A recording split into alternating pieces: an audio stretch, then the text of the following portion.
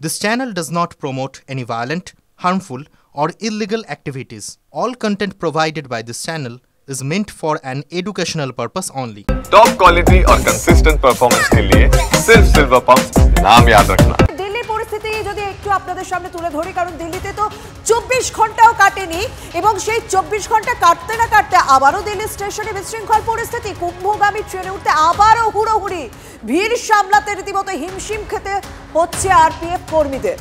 16 নম্বর প্ল্যাটফর্মে প্রয়াগরাজগামী ট্রেন ঢুকতেই জেনারেল কামরায় ওঠার চেষ্টা। ট্রেনের জানলা দিয়ে ভিতরে ঢুকছেন মহিলা, শিশু সহ বিভিন্ন বয়সের যাত্রীরা।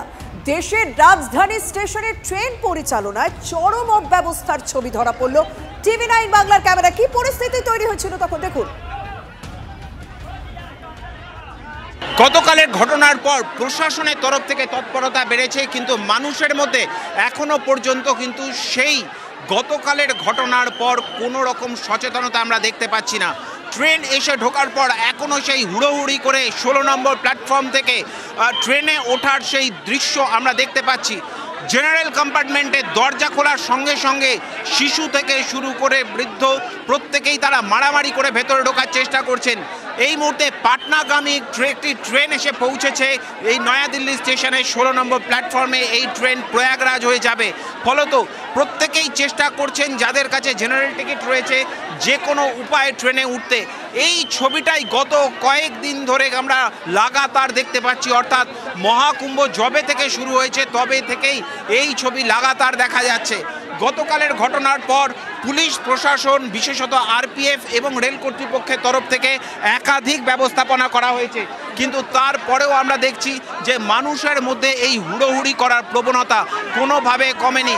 এবং যে ছবি আমরা এই মুহূর্তে দেখতে পাচ্ছি যে জানলা ভেঙে ভেতরে ঢোকার চেষ্টা চলছে, অর্থাৎ জানলা খুলে দিয়ে বাথরুমের ভেতর দিয়ে ভেতরে ঢোকার চেষ্টা চলছে। আমরা দেখছি একজন ব্যক্তি তিনি ট্রেনের বাথরুমের ভেতর দিয়ে তিনি ঢোকার চেষ্টা করছেন, তার ছবি আমরা এই মুহূর্তে দেখতে পাচ্ছি। পুলিশের তরফ থেকে বারবার ধরে চেষ্টা করা হচ্ছিল মানুষ যাতে এইভাবে তারা ভেতরে না যায়, কিন্তু কোনোভাবেই কিন্তু যখন ট্রেন এসে পৌঁছেছে তখন আর আটকানো সম্ভব হয়নি। ফলত যে কোনো সময় যে আবার দুর্ঘটনা ঘটতে পারে তা এই ছবি স্পষ্টভাবে দেখিয়ে দিচ্ছে নিউ দিল্লি স্টেশনের 16 নম্বর প্ল্যাটফর্মে। নয়াদিল্লি থেকে ক্যামেরায় অনুদীপ শর্মার সঙ্গে জ্যোতির্ময় কর্মকার, টিভি9 বাংলা। কি ভয়ঙ্কর পরিস্থিতি, কি ভয়ঙ্কর ছবি আপনারা দেখলেন। কে বলবে যে মাত্র কয়েক ঘন্টা আগে ঠিক একইভাবে এতগুলো মানুষের মৃত্যু হয়েছে, এত মানুষের মৃত্যু হয়েছে। আমার সহকর্মী জ্যোতির্ময়ের কাছে আমি সরাসরি এই প্রশ্নটা করি। জ্যোতির্ময় রেলের ভূমিকা নিয়ে প্রশ্ন উঠছে, জ্যোতির্ময় পুলিশের ভূমিকা নিয়ে প্রশ্ন উঠছে, র্যাফের ভূমিকা নিয়ে প্রশ্ন উঠছে, এবং সাধারণ মানুষ কোনো পক্ষই তো সচেতন হচ্ছে না। এটা কি ছবি?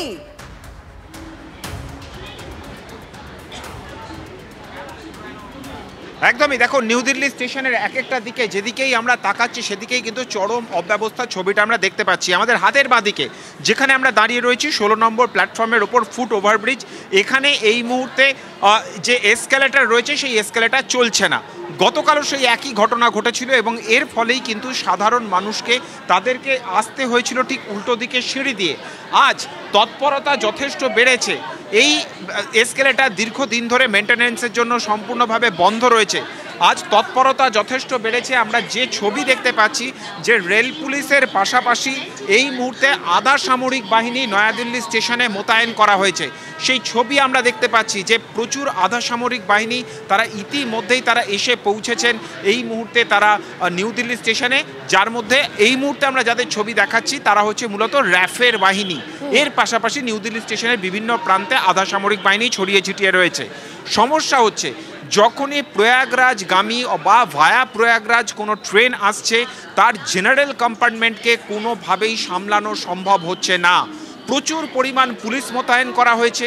দিল্লি পুলিশ এই আজকে রেল কর্তৃপক্ষের সঙ্গে কথা বলে তারা আজকে এখানে প্রতি মুহূর্তে তারা ভিড় ম্যানেজ করছে এবং আমরা দেখতে পাচ্ছি যে র্যাফের টিম তারা এই মুহূর্তে লাঠি হাতে তারা দাঁড়িয়ে রয়েছে যখনই কোনো মহাকুম্ভগামী ট্রেন আসছে সেখানে ভিড় ম্যানেজ করার জন্য, এবং যাতে কোনো রকম অপ্রীতিকর ঘটনা না ঘটে সেই জন্য তারা যাবতীয় ব্যবস্থাপনা রেখেছেন। কিন্তু পরিকাঠামো কোনোভাবেই যথোপযুক্ত নয়, ফলে একদম সেই ছবিটা অন্তত স্পষ্ট হচ্ছে সেই ছবিটা কারণ যখনই প্রয়াগরাজগামী কোনো ট্রেন আসছে বা প্রয়াগরাজ ভায়া প্রয়াগরাজ কোনো ট্রেন আসছে তখন রীতিমতো বিশৃঙ্খল পরিস্থিতি, বিশেষ করে জেনারেল কম্পার্টমেন্টে। এরকম বেশ কিছু অভিযোগ উঠছে যে ট্রেনের কম্পার্টমেন্ট যেখানে হওয়ার কথা স্টেশনের সঙ্গে তা মিলছে না।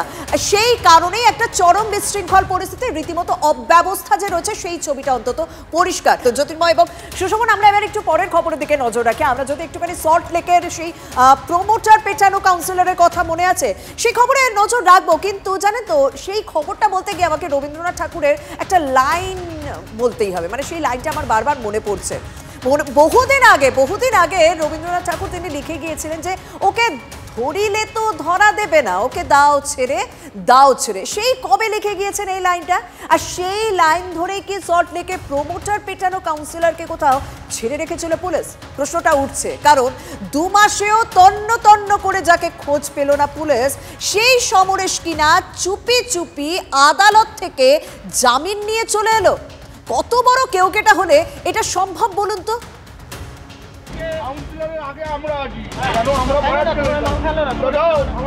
গত বছর 15 ডিসেম্বর বাগুইয়াটিতে প্রমোটার কিশোর হালদারকে মারধরের অভিযোগ ওঠে। 30 লক্ষ টাকা তোলা না দেওয়ায় তাঁর ওপর হামলা চালান বিধাননগরের 9 নম্বর ওয়ার্ডের কাউন্সিলর সমরেশ চক্রবর্তী ও তাঁর অনুগামীরা। বন্দুকের বাঁট দিয়ে মেরে বাধা ফাটিয়ে দেওয়া হয় প্রমোটারের। বাগুইয়াটি থানার পক্ষ থেকে 17 তারিখ ঠিক এইভাবে সমরেশ চক্রবর্তীকে তদন্তের স্বার্থে বাগুইয়াটি থানায় ডাকা হচ্ছে। আপনি 24 ঘন্টার মধ্যে বাগুইয়াটি থানায় আসিয়া নিম্ন স্বাক্ষরকারী অফিসারের সঙ্গে সাক্ষাৎ করুন। এরপরে দেখা যাচ্ছে যে দীর্ঘ 60 দিন পরে অভিযুক্ত অধরা।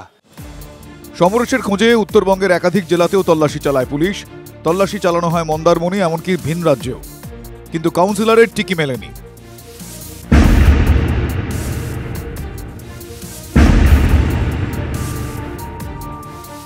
পুলিশের খাতায় পলাতক হলেও জামিন পেয়ে গেলেন সমরেশ চক্রবর্তী। 15 ফেব্রুয়ারি বারাসত আদালতে আত্মসমর্পণ করে জামিন পেয়েছেন তিনি। জামিন পান তাঁর আরও 3 সঙ্গী।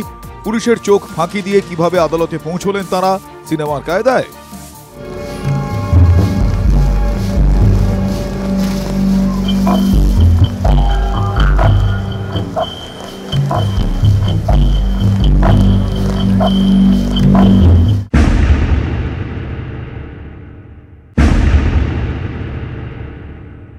আশা ছিল পুলিশের, যে পুলিশ কথাও দিয়েছিল যে অ্যারেস্ট করবে, কিন্তু যখন স্যালেন্ডার হলো, স্যালেন্ডার হওয়ার সময় পুলিশ কোনো সক্রিয়তা দেখালো না, আর তাদেরকে কিছু চাইলো না, অলরেডি বেল নিয়ে নিল।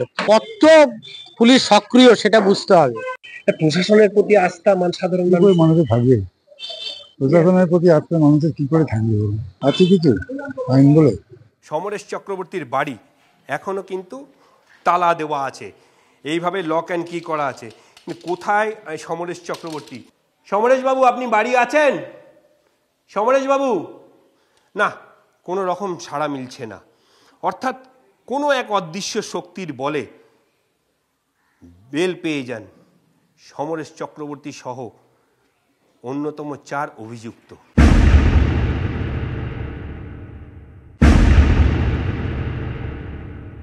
জামিন যেন নিতে পারেন সেই জন্য তো লুকোচুরি খেলা